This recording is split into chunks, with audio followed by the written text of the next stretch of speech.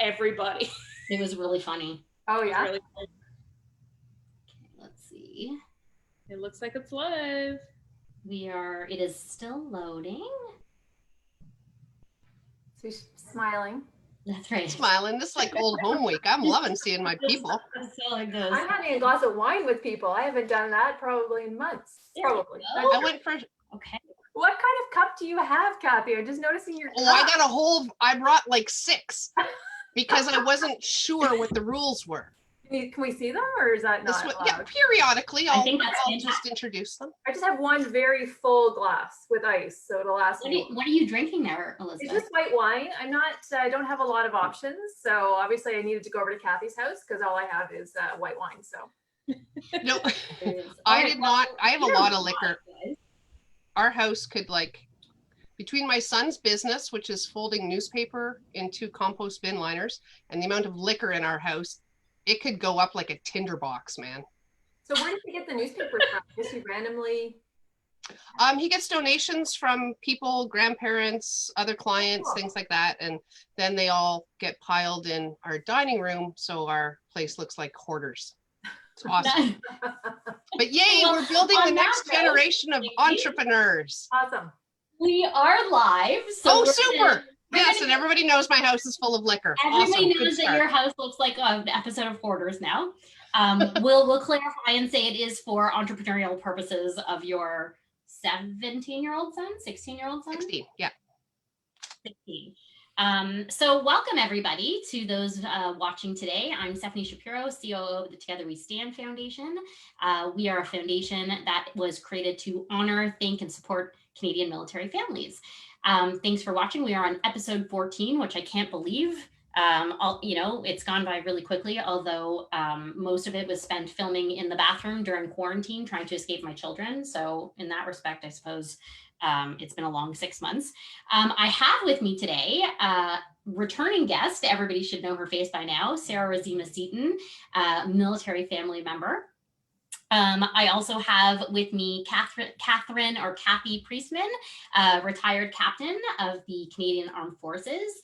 Kathy, you were a dual service couple? Yes, no? Yes. Yeah. Okay. Is your husband still serving? He's still serving. Yeah. So we were both single in the military, then we got married, and then I got out. And he's still in. And we have Elizabeth Cameron, retired lieutenant colonel. So thank you, all three of you, for being with me today. I'm really looking forward to it because if our conversation this evening is anything like any of our other previous conversations, it's going to be a very wild evening. It's not going to be good. So cheers to everybody. Cheers to a good episode tonight. Oh my God. No. Oh, you weren't kidding. I've got like 6 different glasses here. But is it the same drink in every glass? Yeah, because I know this is going to sound super lame, but it's not wine. So what I don't have a filter on a good day. And I thought, if I have liquor in the middle of this, it's not going to be Wait a second. So these are non-alcoholic beverages? Yeah, it's iced tea, which is really a bad idea because I'm not going to sleep until like 2 a.m. now. That's awesome. You also may have to pee in the middle of this. So, Yeah, well, I also may, if we take a commercial break, I might go get a bottle. I'm not sure. I could just text my kids. I know they're glued to their phones. Tell them to bring something over. Yeah, mommy needs wine. So normally we have a particular topic that we like to discuss. We've talked about a range of discussion points over the course of this webinar series. We've talked about grieving as part of a military family. We've talked about making friends. We've talked about reintegration. We've talked about moving. We've talked about military myths. And, after speaking with the three of you and listening to your frankly hilarious stories, I realized there's not really one particular topic I want to talk to you guys about. I kind of want to talk to you guys about everything. We sort of named the episode The Good, the Bad, and the Funny because I think you guys are going to hit every single point when it comes to the discussion topic. So I have with me a prop today. Let's see how we can do this without pouring my wine on the floor. So I have my wheel of topics today that we're going to be discussing. Can you guys see that at all? That is awesome. Okay, I love it. So we have our wheel of topics. And let's see, tonight we'll be discussing reintegration, postings, imposed restriction, experience being a dual service couple, parenting, advice to my younger self, resilience, deployment, and then I'd like to call these black ones the wild card. So I'm going to say dealer's choice when it comes to the fact that we land on those. So Sarah, before we actually start this, why don't you start us off and just kind of let us know what your military family experience looks like? Okay, so we are, I'm an Aussie that married a Canadian and has followed him around pretty much most of Canada and some of the States. And we have 3 kids. We have a 15-year-old, a 12-year-old, and a 10-year-old.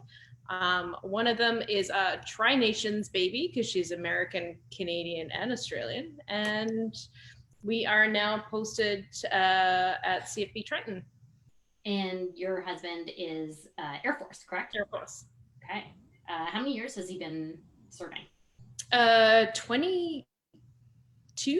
Could be wrong. Plus or minus. It's like anniversaries. I know, it's plus or minus. Like the Ish. planets. Right? It could be 7, it could be 8, it's somewhere in that ballpark. So Kathy, tell us, because you have a bit of a unique experience from anybody that we've had on the show before, I believe. I'm thinking you have actually served yourself. You're retired military, but you were also part of a dual service couple. So tell us about sort of your background. Yeah, so I grew up in a military family, and my father served as well. And so I was posted, I actually did a little bit of math before this call. We were posted 9 times while I was a kid, and graduated from high school in Yellowknife. And then I went to Royal Roads Military College. I joined the military there, and I served for 12 years, and I had 5 postings myself while I was in the military. And then Mike and I got married, and we've had 7 postings since we've been married. So I've moved 21 times in my life, which is pretty crazy, in multiple countries, Europe, Pakistan, Egypt, in the States, Northern Canada, all over Canada. And yeah, it's been pretty interesting. So married now for 22 years. And I can say that because it was just a couple days ago that we had our anniversary. So perfect. that was good that I remembered that. And we have 2 kids. Our son is 16 and our daughter is 14. So you come at us with experience as a military brat, as a military spouse, as a serving member, having posted. Wow, that's yeah. So pretty much, you know, when they bring together like a focus group, like I can be the focus group. The entire focus group. That's why we had you on today, because you can answer every question. Just about, yeah. Yeah. No, that's great. And Elizabeth, tell us, you recently just got out, right? After I want to say a 30-year career? Yeah, almost 30 years. Yeah. That's crazy. So tell us about your experience. Yeah, so I joined in 1990 as a reservist. I was going to university. I met my husband around that time, so I kind of followed him around a bit as a dependent spouse. I'm a military brat as well, so I was doing the math because I know Kathy was going to do the math about how many postings. I did it.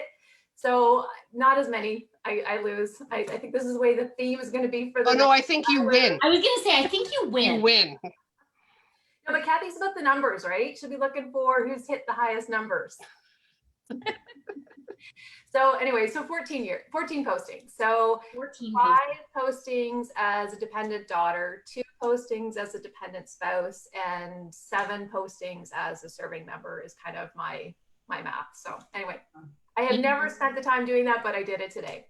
And Sarah, you have experienced deployments from your marriage with Eric, and Elizabeth, you have been deployed. Catherine, have you experienced, I keep calling you Catherine because your name's down there. Because it's written on the screen. It feels weird calling you that, but have you experienced, deployment in one way or another within your military family? Yeah, so my father deployed when I was very young, and then I deployed when I was single to Egypt for 14, 15 months at the age of 24. That's pretty something. And then Mike has deployed a couple times since we've been married. He also deployed while we were single. So, Okay, yeah. so let's get into some of these questions. I'm gonna spin the wheel. I have to come up with a wheel. The military wheel of fun. I don't know. I'm a little fearful of the wheel. So Sarah's going first, right? She has the most experience here. Okay, we're gonna go. Well, it depends on what we land on. We'll see. Oh, what are the rules? Okay, There's so no rules. parenting. Okay, so let's talk about parenting as part of a military family. Whether you want to talk about having to move, whether you want to talk about having to parent as a single parent when your spouse is away, kind of dealer's choice in terms of which aspect of parenting you want to talk about. But let's talk about what it's like to parent as being part of a military family. Sarah, I'm going to have you go first just because you are our veteran, seasoned performer on this show. And so we'll ease Kathy and Elizabeth into this. Okay. Do you want a parenting story? Do you want to? What do we? Dealer's choice. I just picked the subject. You get to choose where you want to go with it. Pretty much parenting, especially during deployment, is probably the time when everything falls apart. And if you've got young kids, where all the diapers decide to explode at once, to the point where Eric was away one time, and my son, who would have been, and he's going to kill me for this because he can probably watch this, he would have been around like 3, so still in pull-ups, like still having naps occasionally. Anyway, he decided he was going to change his own pull-up.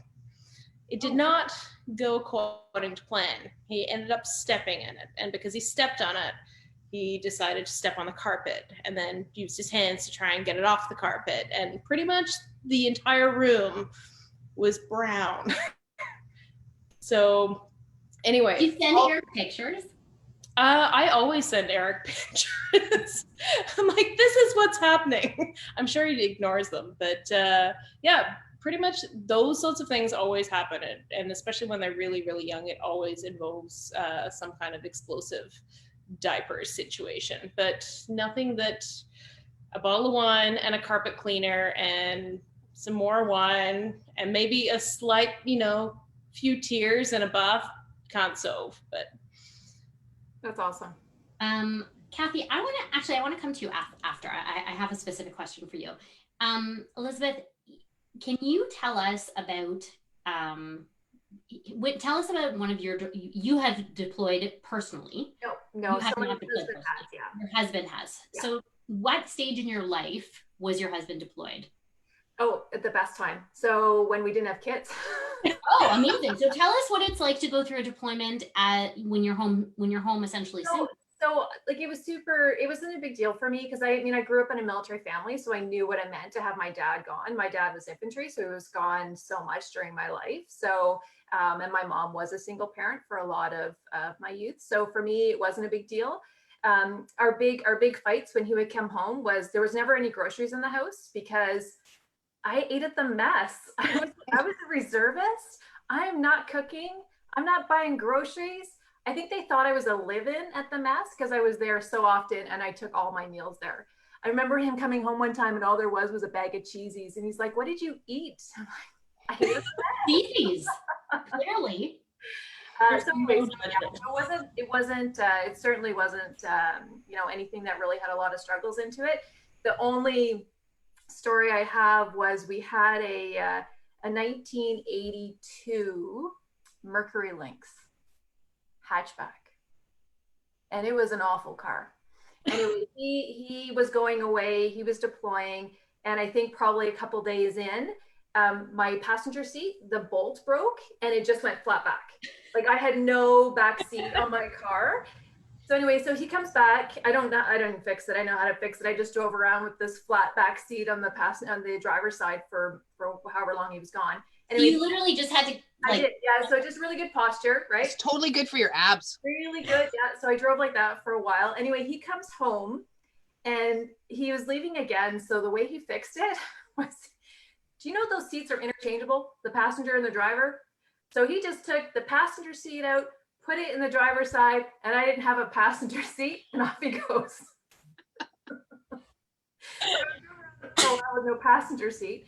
Anyway, then he comes back again, and so now I'm getting a new car because enough's enough. So right. Yeah. So anyway, we traded in on cherry red Chevy Cavalier. Oh yeah. You know. Anyway, that's my big deployment story. I have a question. Do you think that having had grown up in military family life, do you think that prepared you for your husband deploying and you being able to kind of cope on your own? Oh, absolutely. And it was, I think so, not just the fact that my dad deployed, but it was how my mom handled it. So a lot of my stories are about how my mom handled things. So postings were never a chore. They were always an adventure. Like if she was stressed, if she was feeling overwhelmed with things, we never knew it. Like honestly, it was always an adventure. It was always like, yeah, kids, pack your bag. We're going to Germany, or we're going to, you know, Oromocto, or we're going to places, Winnipeg. But yeah, it was never negative, right? So I think I probably, you know, whether it was brainwashing or whatever, like I just kind of accepted it that was a normal way of life. And I don't think I could imagine life any different. I mean, I ended up marrying somebody who was in the military. I joined the military. I put my kids through it. Obviously, it's something that I knew and, you know, found interesting or exciting or whatever. So yeah, definitely the way I grew up would have influenced that. Thank you. And Kathy, I want to ask you not to kind of start the evening off on a bit of a sour note, but you told me a really interesting story about one of your husband's deployments. And I think it's so important to share tonight because I think for those, I think we have a lot of military families watching us, but I also know that we have a lot of civilians watching. And I think it's really important to understand what military families might go through on any given occasion. So could you tell us about... Is this when he was in Africa? Yes. Yeah. Okay. So we were living in Belgium at the time. We had a 2-year-old and our daughter was like newborn, a couple of weeks old. And Mike had to leave. It's interesting because we were posted overseas, but it was kind of like a short-term deployment from his NATO job. So we were already overseas and then he went to Africa. He was in Ethiopia working with the African Union and NATO there. And I got a phone call one day from him on his cell phone. And he said to me, okay, just listen. I only have 1 bar left. So just listen to me, you know, which is a bit of an issue for me. So I was like, okay, I'm focused. And he said, I only have 1 bar left. So if the phone goes dead, just know that I'm okay. He said, if you're turning on CNN or the news or anything, yes, they are rioting in the city that I'm in. And yes, you know, I can pretty much see it from where I am. The hotel has lost power and we're basically staying in the hotel. So I'm not going to be able to recharge my phone and call you, but I just wanted you to know that I'm okay. If you see it on the news, don't worry. And I just thought, well, that's an unusual call to get. You know, like, what do you do with that?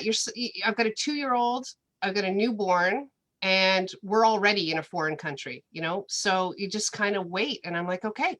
So we just talked.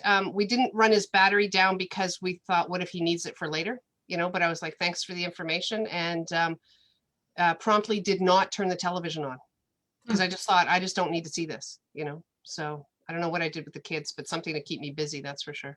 And did you have a support system? You were in Belgium at the time? Yeah, we had a military family center there, which was pretty good. And the gang of Canadians in Belgium was very, very close. And since Emily had just been born recently, like the whole community was rallied around this new baby. I mean, it was the biggest baby shower you'd ever seen in your life. Like it was catered with a bartender and they gave her one of those great big plastic houses, you know, that sat in her backyard for 2 years. So the community there was fantastic and they were very, very supportive. So I felt very, very taken care of while we were there. It was not a problem. It was probably one of the best postings for our family. How long did this sort of unknown circumstance with your husband last? How long did you have to kind of sit in limbo and hope? I think by the next day he called me back and everything. I mean, the city hadn't calmed down any, but you know, his phone was charged back up and they were carrying on with work. And then he was home probably, I don't know, maybe 10 weeks after that. Like it wasn't crazy. And we did have communication, you know, so it wasn't too bad. But you know, it's nothing like what the army gang goes through. Like it's just not even comparable. I fully acknowledge that. Like when there's a deployment in the Air Force, it's a different feel. Do you think that Do you think that Canadians kind of get the fear that families go through once in a while in situations like this? You know, we're not the general attitude of the country when it comes to the military, because they're not as educated in terms of what the military does, is we're not in Afghanistan anymore, so you know, what do we do? And I think they forget experiences like the ones that your families go through, where you know, you don't necessarily hear about it on the news, but Mhm. it doesn't necessarily mean that it's smooth sailing at home. Do you think, how do you think that we could do a better job making Canadians aware of what families go through in situations like this? I think part of it is, you know, every family goes through their own stuff, whether they're in the military or not. And every family has their own challenges. You know, I don't, three doors down, you know, I don't know what our neighbors are going through in their own lives. And maybe there's ways that I could be more empathetic to them. You know, I don't know. So to say that Canadians in general, what could we do to help them be more aware of military? I think just we could all take a moment and be more aware of everybody who's in our community. I think that's, like, I don't want to sound like Mother Teresa, but particularly right now, a little bit of kindness I don't could want go to a sound long like way, right? Yeah, I'm with you.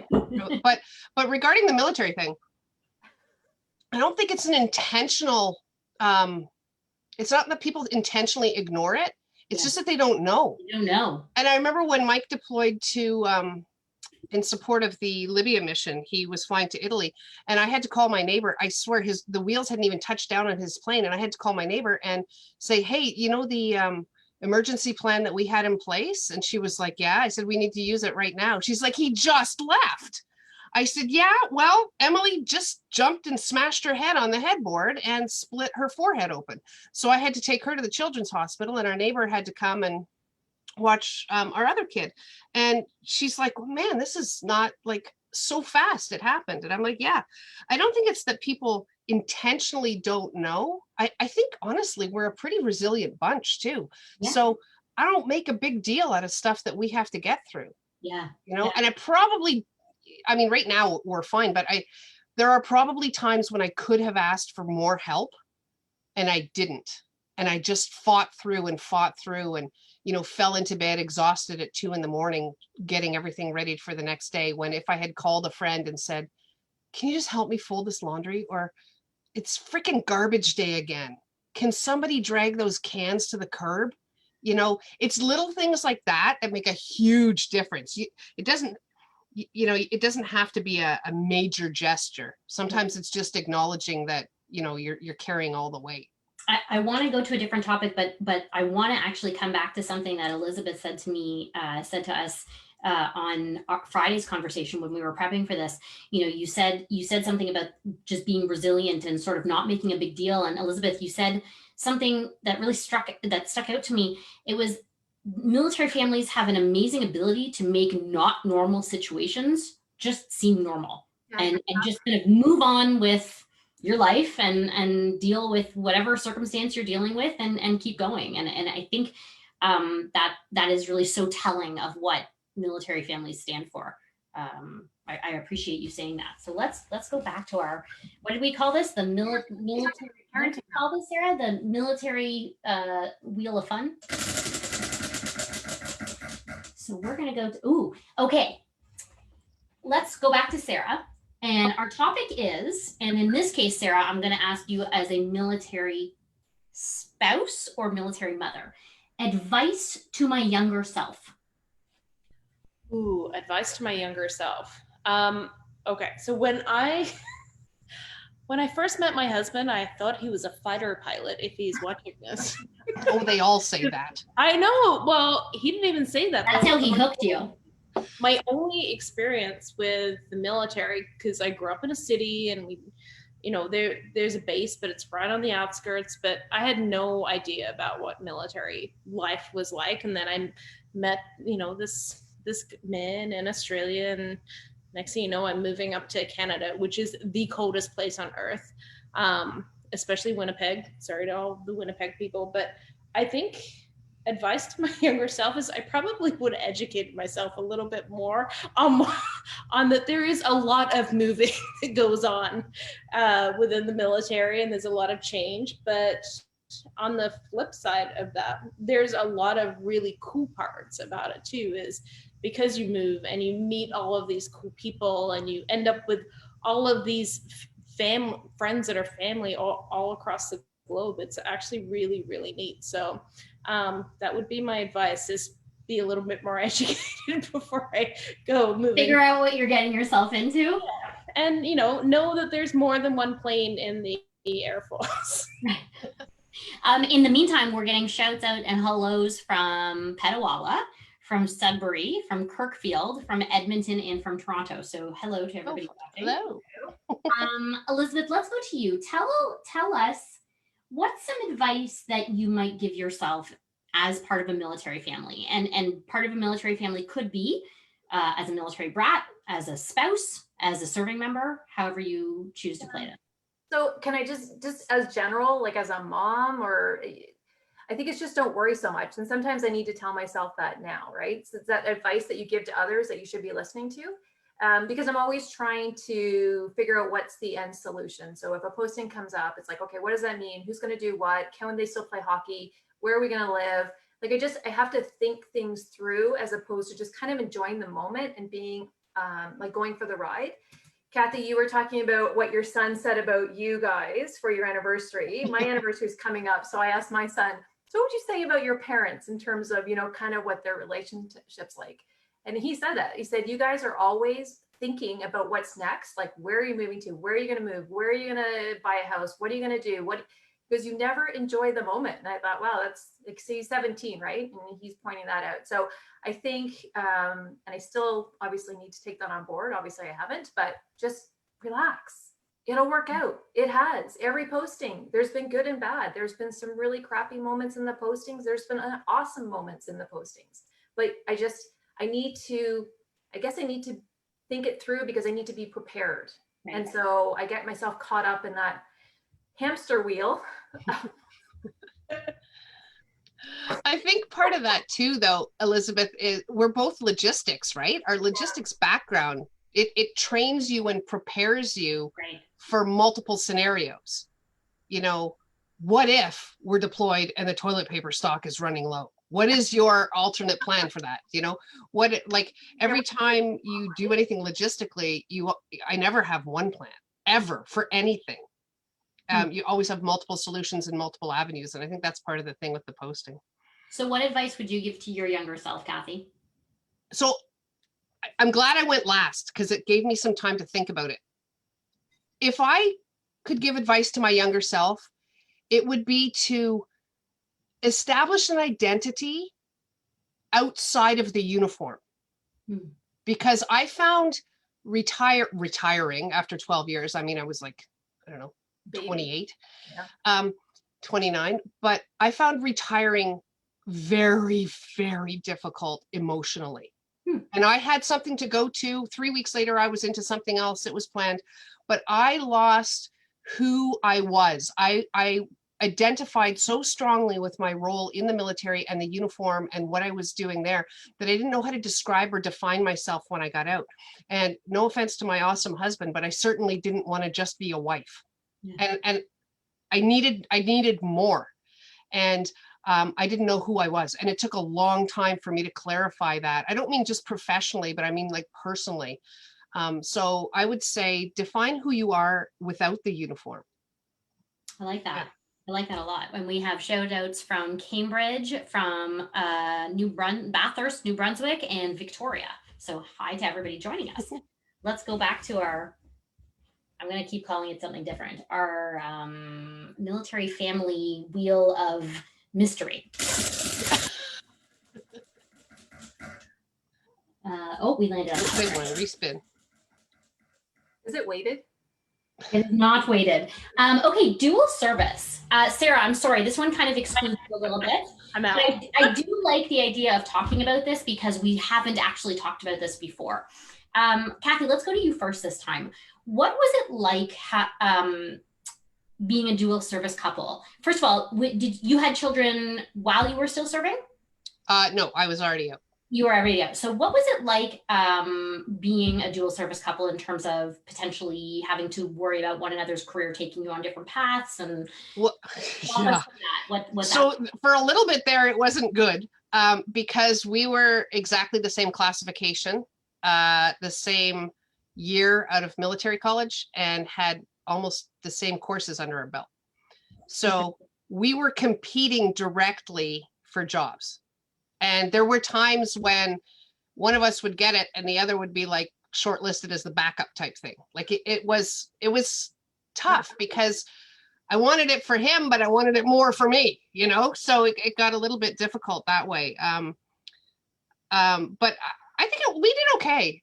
When we started dating, and then we were engaged, and Mike got posted apart. So we were in Winnipeg and Cold Lake, separated, but we weren't officially married yet.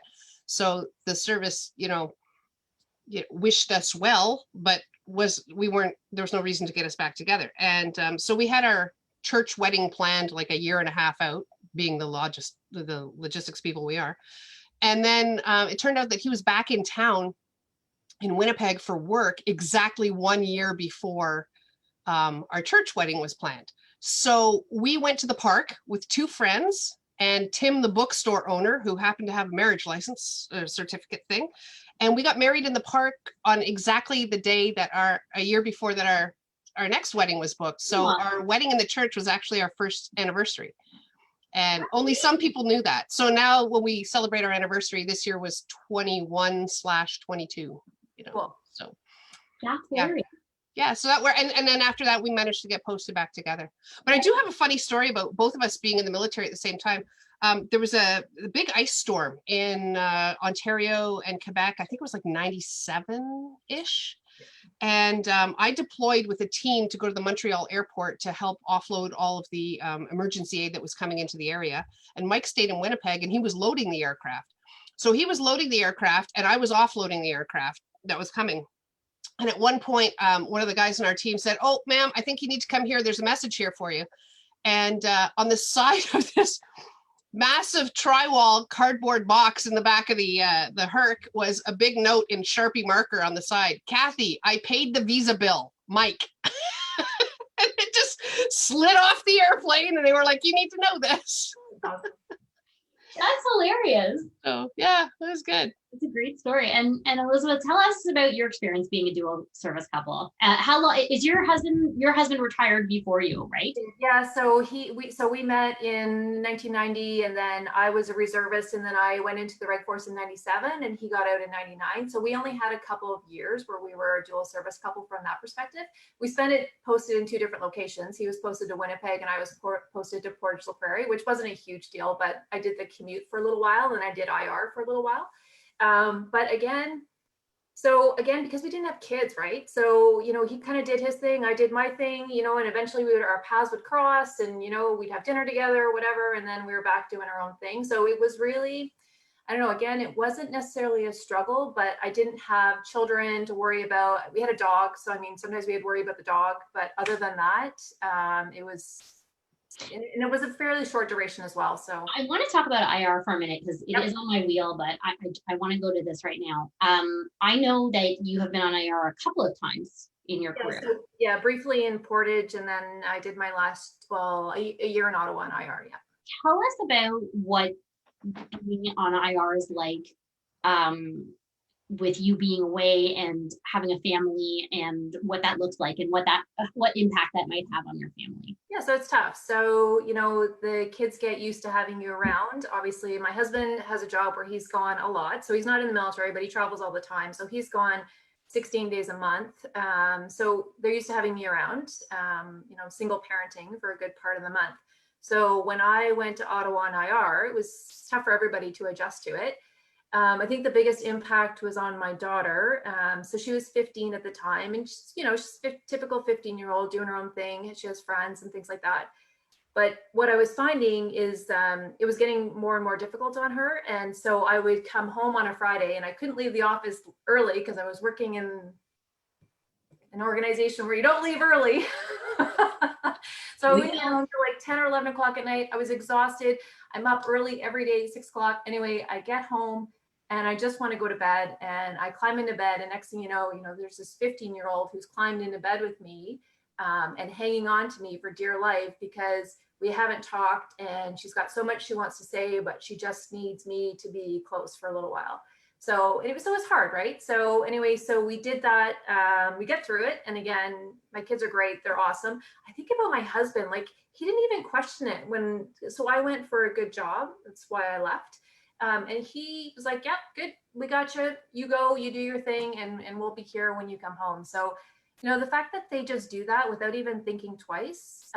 My husband has followed me on every one of my postings, and never once has he ever said, how am I going to manage this from my career perspective? He just does it, right? So anyway, it's pretty amazing what military families do to support the person who's in the military.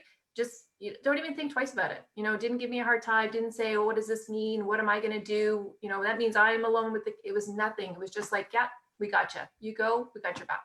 So anyway, pretty cool. I wrote down a question for later in case we don't get to it, because you made me think of something. So let's go back to our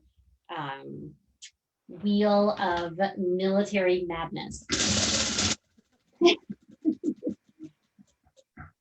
Nope, we just talked about it. It looks like a little hypnosis thing. I'm gonna do this with my kids. Okay, resiliency. Sarah, let's talk about the important way. Well, but I just drilled them. Okay, we'll go to Elizabeth first. Okay. Oh, okay. So I don't think I've come to you first yet. I'm gonna save the other question for Sarah. Elizabeth, tell me how one creates resiliency within a military family. I can only speak from personal experience, because I think if we had that answer, right, it would be. No. This is personal. I'm not holding you to this. This is not like the Bible of. So for us, it's just attitude. It's just, like how we approach it. Is it a negative, or are we going to make the best of it? So we were posted to Belgium as well. It was not a good thing. This is, again, a situation where my family had their own things in their lives. So my son was playing rep hockey. My husband was working. He likes his job. And they all agreed to go overseas to follow me, because I had these notions of when I was posted out CAM when I was a kid, and how amazing and wonderful it was. And I wanted to recreate these experiences for my family, because have you ever been to a Christmas market in Germany? It's beautiful. So anyway, so I wanted to do all these things for my family. So anyway, I kind of pushed it. And when we got there, it was hard. So my son was miserable. My husband wasn't happy, and it was pretty tough on all of us. But, I think in that time, like, we can all look back on it now and see it wasn't as bad as what we were making it out to be. Like, it was definitely the moment where things were getting kind of bad, but we did it. We did it together, and we came out the other side stronger because of it. Right. So we can all look at that experience as, yeah, it wasn't ideal. And yeah, there were some pretty crappy things about it. And yeah, it wasn't an easy time. But we got through it, and we got through it together. And at the end of the day, we're stronger for it. So great answer. Kathy, okay, I'm going to come to you, and I'm going to ask you, why do you think it's important to a serving member to have a resilient family back at home? Oh, I thought we were going somewhere totally different. Okay, You say can, that again. If you have a different No, it's okay. It's okay. Why do I think it's important for a military member to have okay, honestly, I'm going to get all like toe the party line here. It's about operational efficiency. To be honest, if you're on a deployment and you're supposed to be focusing on either downrange or up in the sky or whatever you're organizing, you have to be able to focus. And when I deployed, I was single, wasn't even dating anybody when I deployed. But anyway, it was still important for me to have, my parents at home who I knew had my back. I had lent my brother my car for the year, which in hindsight might not have been the best decision, but he had my car. My parents were doing things like, this was back when like the internet was just kind of sort of not really all there. I mean, they certainly didn't have email, and I had a phone that I could use to call them, but it was things like renewal of license plates, things like, RSP contributions, getting deferrals for my taxes, paying my visa bill, all this sort of stuff was very difficult to do as a single person deployed. And knowing that somebody was back home and had access to my bank accounts and the stuff that I needed made it easier for me to focus on what I was supposed to be doing. When Mike was in that hotel in Africa, he knew I had those kids and everything was going to be fine. And he just had to do what he had to do. And my voice, there was no way I was letting fear or concern or anything be in that my voice in that phone call, because he didn't need that. So when he deployed to Italy, and our kids were younger, they were like grade 2 and grade 4, and they were sort of busy and took a lot of energy. I just needed him to know that everything at home was fine, because I didn't want him to be distracted from what he was supposed to be doing, because that can get dangerous too. So I think, like, if I had to pick one reason, it's not emotional. It's about safety and operational efficiency, to be honest. Like, it's a big deal. No, that's an excellent answer. I think that's an excellent answer. Sarah, what is something that your family does to ensure that you remain resilient throughout all of the postings that you've endured together as a family? And Eric's deployments. I think the biggest thing is for us is, I mean, our kids are super close with each other. Also, we have really open lines of communication. So we talk about anything and everything. And the dinner table is probably one of those places, no matter what, unless, the kids have activities and those sorts of things.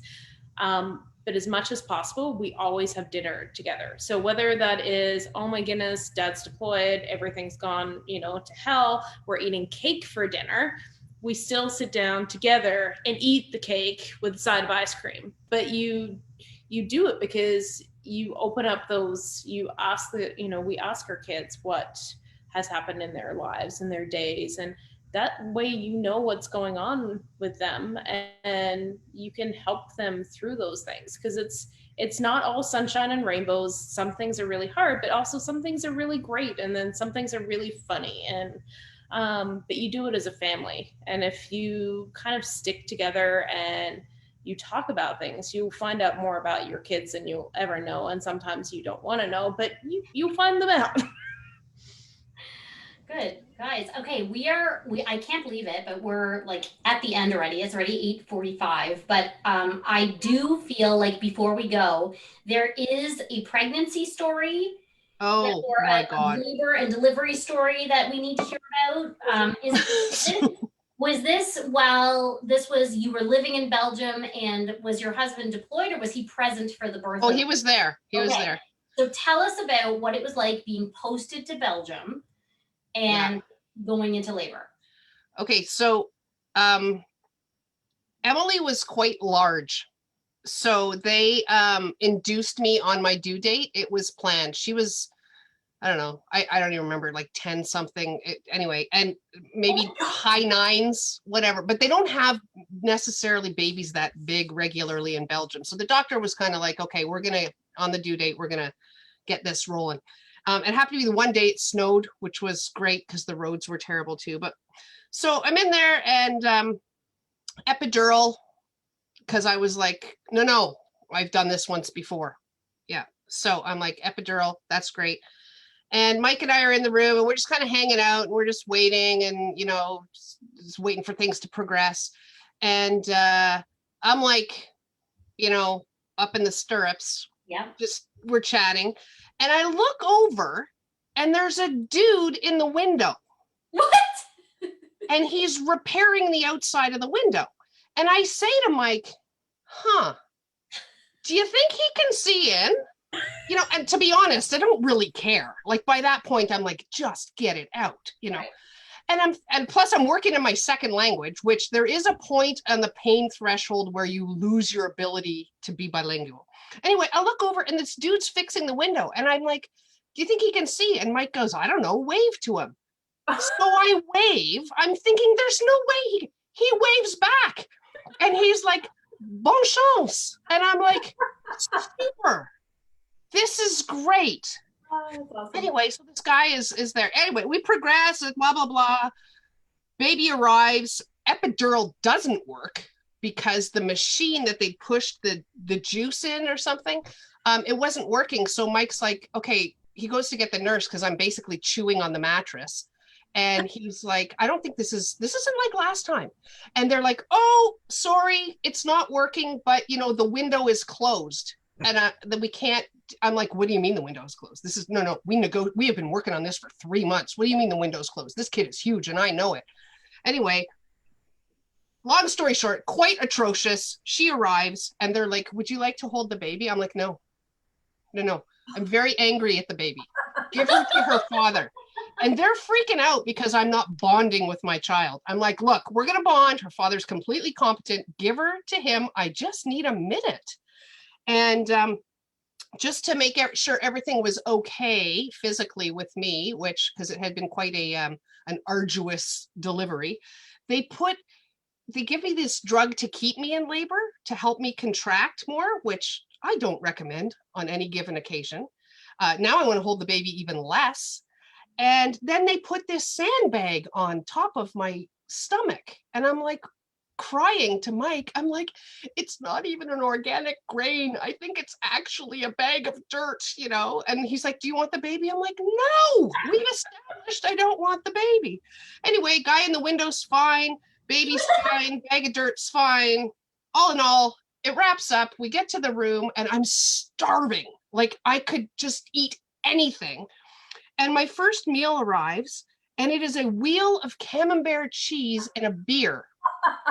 I'm like, from the hospital? Yes. Well, because it's supposed to help with lactation. But there's 2 things I don't like. Like I will drink just about anything, but I don't like beer. Long story, threw up when I was 15 on the Canadian Shield at the camping trip, but whatever. I still can't drink beer. And I don't like cheese. And also, who gives a freaking wheel of cheese to someone who's just had a baby? No, you want like high fiber everything. So anyway, but the aftercare was great and the baby came out great. And, she's awesome now and she's 14 and she's taking on the world.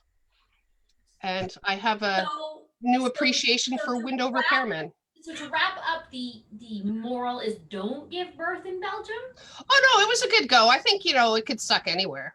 Like when people say it's the most wonderful, time of your life, there's some great pieces to it, but, there's some scarring moments. So, yeah, I don't think it had anything to do with Belgium. I think it was just a comedy of errors. As I said, I would recommend a mammogram in Belgium because they are good in Belgium. They do it right. We have time for one more story. Please, you can't just. The medical system there was great.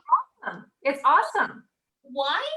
So, in Canada, when you do it, it's so it's very much but obviously. Sorry to all our male viewers right now. Anyway, and it's very. It's going to get squashed. It's very procedural, right? But in Belgium, so the place I went, and I was given a heads up by the medical officer there. She's like, you might not want to do it, but you are the age, so you probably should, but it's up to you. Anyway, I went.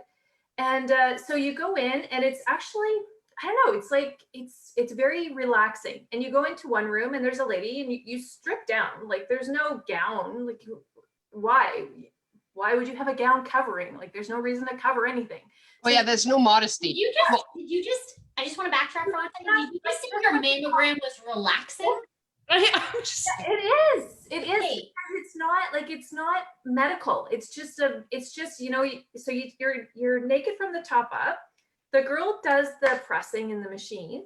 Then you go into another room and the doctor's right in the other room with an ultrasound. So he's got the results of the mammogram and he's doing an ultrasound at the same time. And they give you the results right then and there. And so you're walking around all over the place with like no shirt on? I think they let me put my shirt on. Maybe I did. I didn't think about it, but because why would I put my shirt on to go from one room to the other? But no, honestly, it was, and you had the results right away. You don't have to wait until somebody processes them and gets the results back to your doctor. And you just walk into another room and they keep going. It's pretty good. Well, I can say, when Sarah recommended you both as guests for the command post, she told me it might go a bit differently than normal. I can say in the 14 episodes that we've done and the 6 months we've spanned over, we have not once talked about labor and being, you know, strapped open, and mammograms. Or So menopause pants. I'm sorry, what? Menopause pants. No, I mean, I think we need another episode. right. I mean, we're kind of turning this into a whole different kind of episode. This is like, I feel like we could name that episode like military menopause, the military menopause experience. So this has been enlightening, the last few minutes of our retired CAF members. Anyways, I want to finish this off. Let's finish this off with something a little fun, serious, however you want to do it, but maybe not mammograms and vaginas. I mean, we can talk about mammograms and vaginas, but I feel like let's go back to like a military topic for 1 second here. Tell me, in all seriousness, any of the three of you go first. What do you think is important for Canadians to know about military families? If Canadians had to know one thing about military families, what do you think it should be? Sure, we talk about a uterus and Kathy's like, doesn't know all over. I mean, I can only talk for our family, right? I don't think that I can make a sweeping statement. But there's something about the call to serve, particularly being a dual service couple. You know, that's where we met. That's where there's this level of enhanced service, and it's a calling almost. And when people say, you know, thank you for your service or that sort of thing, I'm not 100% sure that people really, the general public, understands the profound nature of that and the depth of the desire to serve. Because even though I'm out of the military now, all day I still have that desire to make a difference and that desire to have an impact, and I'm just doing it in a different way now. But it's a profound dedication to something that's greater than yourself. And I think that that's one of the reasons that people join the military. They stay, and that even when sometimes things are not, you know, sunshine and roses, they power through because it's about something greater than yourself. And it's sincere. It's not made up. Yeah, for sure. Yeah. Excellent. Sarah, Elizabeth? I would say that I think people fear making friends with military families or that are outside in the civilian world, because you know we transition so often, but we're awesome friends. If you have something that's gone wrong, we will shovel your driveway, we will watch your kids, and we will probably, you know, not even know you and be your emergency contact, because that's just how we're programmed. But yeah, so I think one of the things with military families is that they're genuinely very sincere. They will have your back, and Charlie's come in to join the party. But yeah, they make, you know, military families are awesome friends, and they have the best parties ever. They know what the good stuff is, and they know how to, because they know what the bad stuff is. So. And Elizabeth? Yeah, so I'm going to combine the two answers. So the awesomeness of military families and the call to serve. So military families get it, right? So they make sacrifices every day because they're part of the greater organization that has that call to serve. So they're awesome because they make those sacrifices, and they're committed just, you know, in the sacrifices they make and the moves they do, changing jobs, starting over, you know, make kids starting over in different schools, having to make new friends, and they do it, you know, on a regular basis, and they do it to support, you know, the military member and, you know, support that person in the work they do for the greater good. So I think if you combine those two, it's another answer. No, that's great. Ladies, it is almost 9 o'clock. We're almost at the top of the hour. I so sincerely appreciate your humor and your honesty, and your willingness to speak about your bodies. The whole I really live thing, eh? I had a lot of fun. Thank you for allowing me the opportunity to use my new Wheel of Fun. And I hope we can do this again. So thank you, and thank you to everybody watching today. Shout back out to everybody who said that they were watching. So thanks so much, and we'll see you in 2 weeks again for the Command Post. Awesome. Thank you. Thanks, everybody. Bye.